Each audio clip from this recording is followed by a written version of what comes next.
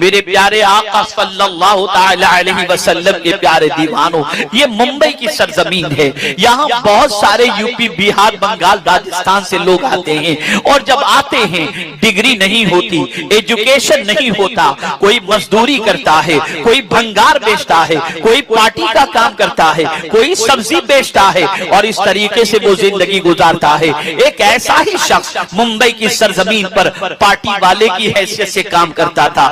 آپ جانتے ہیں پارٹی والے کا کام ہوتا ہے سامان اٹھا کر ایک جگہ سے دوسری جگہ پہنچانا۔ اللہ اکبر! میرے پیارے آقا صلی اللہ علیہ وسلم کے پیارے دیوانوں، ایک بوڑھا شخص جو پارٹی کا کام کرتا تھا، اس کے دل میں تمنا تھی کہ جو کام میں کر رہا ہوں میرا بیٹا وہ کام نہ کرے، اس لیے کہ اس نے دیکھا تھا کہ وہ سامان لے کر سرمایہ داروں کے گھروں پر جب پہنچتا تھا، ان کے گھر دیکھا تھا، ان کے بچوں کو دیکھا تھا، تو دل میں تمنائیں انگڑائیاں لیتی تھی کہ میرا بچہ جس کے لیے میں تعلیم کے پیچھے خرچ کروں، میرا بچہ ان کے جیسے عالیشان گھر کے اندر رہے، اچھے لباس پہنے، اس کے پاس بھی کار ہو، اس کے پاس بھی نوکر چاکر ہو۔ باپ پارٹی والے کے فرائض کو انجام دیتا، نوکر پارٹی والے کا کام انجام دیتا، اور انجام دینے کے بعد دولت جمع کرتا، اپنے بیٹے کو تعلیم دلائی، اپنے بیٹے کو پڑھایا۔ بیٹا اپنے باپ کی محنت و مشقت کو دیکھتا تھا کہ میرا باپ کس طریقے سے لوگوں کا سامان کاندھے پر اٹھا کر اور لوگوں کا سامان پارٹی میں اٹھا کر گھر تک پہنچاتا ہے، اور اس کے عوض میں کسی نے 50 روپے دے دیے، کسی نے 100 روپے دے دیے، لیکن وہ بچہ جانتا تھا، اس پارٹی والے کے بچے کے دل میں احساس تھا، اپنے باپ سے پوچھتا ہے باپ آپ میرے لیے کیا امیدیں رکھتے ہیں؟ باپ نے کہا تھا میری امید بس یہی ہے کہ میرے بیٹے تو پڑھ لکھ کر بڑا بن جا، بڑا انسان بن جا۔ اللہ اکبر! بیٹے نے اپنے باپ کو یقین دلایا ابا جان میں محنت کروں گا، مشقت کروں گا، اور میں مشقت کر کے تعلیم حاصل کروں گا۔ بیٹے نے ایس ایس سی میں ٹاپ کیا، بیٹے نے ایس ایس سی کے اندر میرٹ لسٹ میں اپنا نام درج کروایا۔ جب اچھی طریقے سے کامیابی حاصل کیا، باپ کے چہرے پر خوشی تھی، باپ کے چہرے پر مسرت تھی۔ ایس ایس سی پاس ہونے والا بچہ جو ہوتا ہے اس کی عقل اور شعور اتنا پختہ نہیں، عقل و شعور اتنی پختہ نہیں ہوتی، جانتے ہیں شعور اتنا پختہ نہیں ہوتا، جانتے ہیں وہ بچہ 12 کے اندر تعلیم حاصل کرتا ہے، اور 12ویں تک جب پہنچتا ہے تو 12ویں میں ٹاپر بننے کے بعد اب اس کے لیے فیلڈ چوائس کرنی تھی، کس راستے پر جائے، کون سی فیلڈ کے اندر جائے، کس میدان میں وہ اپنی تقدیر کو آزمائے۔ محنت کرتا ہے، باپ کی خوشی کی انتہا نہیں رہتی، باپ سینے سے لگا کر اپنے بچے سے کہتا ہے میرے مستقبل کے ارمان کی تکمیل میرے بیٹے تیرے جیسی اولاد اللہ سب کو عطا فرمائے۔ بچہ پڑھتا جاتا ہے، اعلیٰ تعلیم حاصل کرتا جاتا ہے، یہاں تک کہ بچے نے ایم بی اے کیا، اور ایم بی اے کرنے کے بعد اس کی صلاحیتوں کی بنیاد پر اس نے جاب کے لیے ایک کمپنی میں اپلائی کیا۔ اپلائی کرنے کے بعد اسے ملازمت مل گئی۔ جب اسے ملازمت مل گئی، باپ کی خوشی کی انتہا نہیں تھی، لمبی سیلری، اچھی سیلری، اور بیٹے کو ملازمت مل گئی۔ بیٹے کی جب پہلی تنخواہ آئی، تنخواہ آتے ہی اس نے اپنے باپ سے کہا ابا جان اب آپ کو کسی کا سامان اٹھانے کی ضرورت نہیں ہے، آج سے پارٹی کا کام بند کرو، آپ کا بیٹا آپ کی ساری خواہشوں کو پوری کر دے گا۔ آپ نے محنت سے مجھے پڑھایا ہے، میں نے آپ کی محنت کی کمائی کا بھرپور خیال رکھا، اور میں نے اعلیٰ ڈگری حاصل کر لی ہے، بس اب آپ اللہ اللہ کریں، اب آپ مسجد میں عبادت کریں، آپ نماز پڑھا کریں، آپ تلاوت کیا کریں، اور میرے لیے دعائیں کیا کریں۔ باپ کی خوشی کی انتہا نہ تھی، باپ اپنی زندگی اسی میں گزارنا شروع کیا۔ سال گزرا، 2 سال گزرے، کچھ بینک بیلنس ہو گیا تو باپ کو اپنے بیٹے کی شادی کی فکر ستانے لگی۔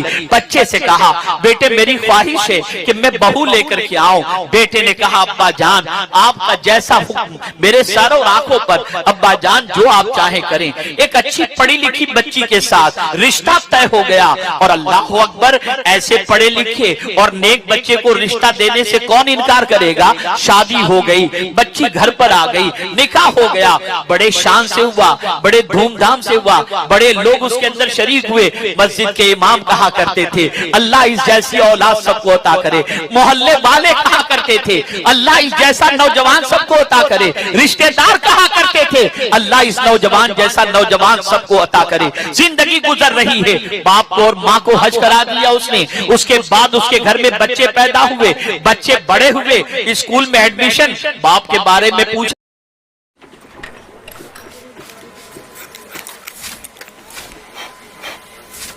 پوچھا گیا تو باپ کی ڈگری کے بارے میں، اس کی جاب کے بارے میں اسے بتایا گیا۔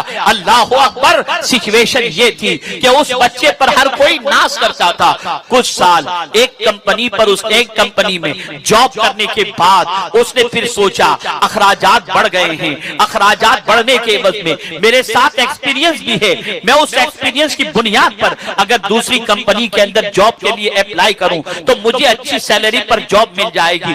اس نے دوسری کمپنی میں اپلائی کیا اور اپلائی کرنے کے بعد اسے جاب مل گئی، اچھی تنخواہ پر اسے جاب مل گئی۔ جب اسے جاب ملی اور تنخواہ کے اچھی ملنے لگی، وہ زندگی گزارنے لگا۔ ایک مرتبہ ایسا ہوا، اب توجہ چاہوں گا سارے نوجوان میری گفتگو کو غور سے سنیں۔ اب سچویشن یہ ہوئی کہ جب عہدہ بڑھ گیا، جب بڑی کمپنی میں پہنچ گیا تو اب بڑے بڑے لوگوں سے ملاقات ہونے لگی۔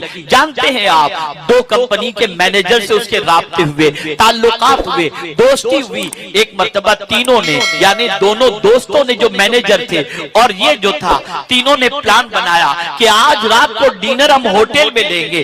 تینوں گئے ہوٹل کے اندر، جیسے ہی ہوٹل میں پہنچے، پہنچنے کے بعد ان دونوں نے شراب کا آرڈر دیا اور اس کے بعد کھانے کا بھی آرڈر دیا۔ شراب آئی، جیسے ہی شراب آئی اس نوجوان نے کہا یار میں تو یہ سب چیزیں نہیں کرتا ہوں، نہ مجھے اس سے دلچسپی ہے، میں ان چیزوں کو حرام سمجھتا ہوں، میں اس سے بچتا ہوں۔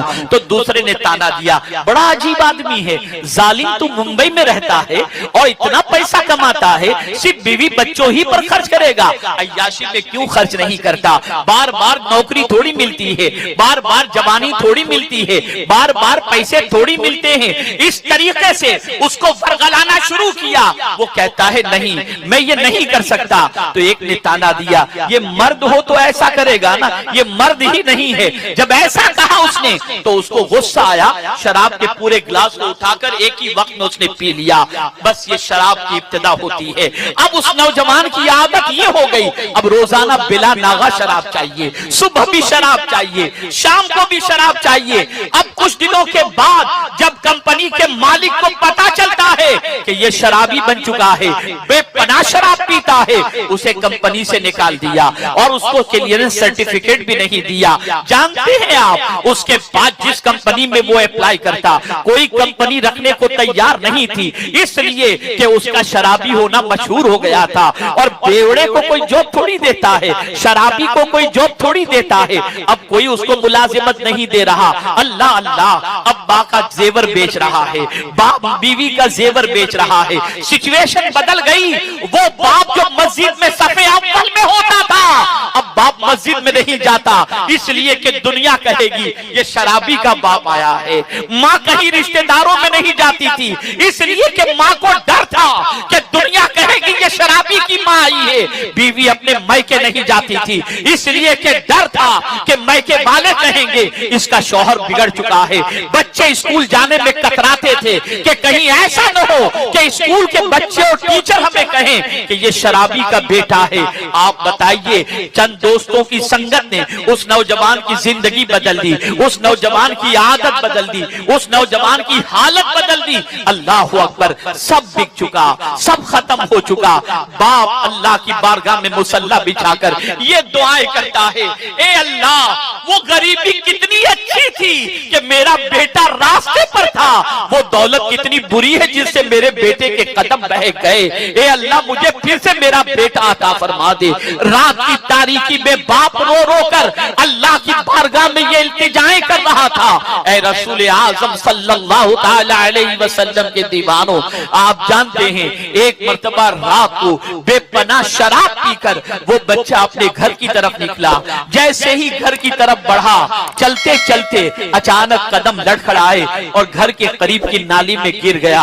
اللہ اکبر، قریب میں مسجد تھی، فجر کی نماز کا وقت ہوا، امام صاحب نماز پڑھانے کے لیے مسجد کی طرف جب بڑھے، اس نالی میں گرے ہوئے بچے کو دیکھ کر اس کا صاف ستھرا زمانہ یاد آ گیا۔ امام صاحب کو ترس آ گیا، یا اللہ یہ بچے کی کیا حالت ہے۔ امام صاحب نے پانی اس کے منہ پر چھڑکا، اس کے سر کو گود میں لیا، اور اس بچے کو جب ہوش آیا تو بچے سے کہا، بیٹے کیا تو نے تیری حالت بنا لی ہے، شراب سے توبہ کر لے، شراب سے بچ جا۔ اس بچے نے کہا، حضرت بچنا تو چاہتا ہوں لیکن عادت جاتی نہیں۔ جانتے ہیں امام صاحب نے علاج بتایا، امام صاحب نے طریقہ بتایا، فرمایا بیٹے آج سے تعلق شراب سے جوڑنے کی بجائے مدینے کے تاجدار سے جوڑ لے۔ جب حضور کی محبت تو اپنے سینے میں صحیح معنوں میں بٹھا لے گا تو سارے نشوں سے تیرا رشتہ ٹوٹ جائے گا۔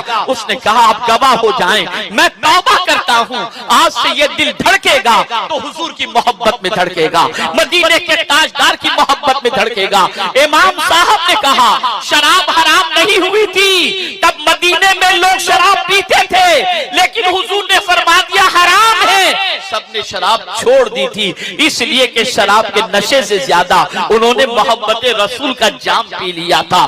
اللہ اکبر، بچے کے قدم جو پھسلے تھے وہ سیدھے راستے پر آ گئے۔ اس کے بعد اس نے توبہ کرنے کے بعد اب روتا ہے تو حضور کی محبت میں روتا ہے، اب درود پڑھتا ہے، اب نماز پڑھتا ہے، اب توبہ کرتا ہے۔ اللہ نے پھر سے اسے اچھی زندگی عطا فرمائی اور ملازمت مل گئی۔ عرض کرنے کا منشا یہ ہے، آدمی پہلے نشے کا عادی نہیں بنتا، دوستوں کی سنگت اسے نشہ خور بنا دیتی ہے، دوستوں کی محبت اسے نشہ خور بنا دیتی ہے، آواروں کی محبت اسے نشہ خور بنا دیتی ہے۔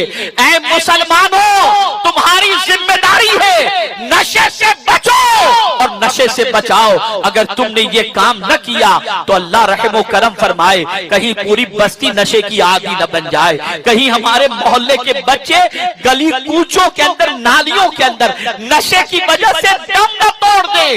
اللہ رحم و کرم فرمائے، نشہ بہت بری چیز ہے، نشہ اسلام میں حرام ہے، نشہ کرنے والے کو نہ اللہ پسند کرتا ہے نہ اللہ کے رسول پسند فرماتے ہیں، بلکہ نشہ کرنے والے پر لعنت فرمائی گئی، نشہ کرنے والے کو برا سمجھا گیا، نشہ کرنے والے کی زندگی اور آخرت دونوں تباہ ہو جاتی ہے۔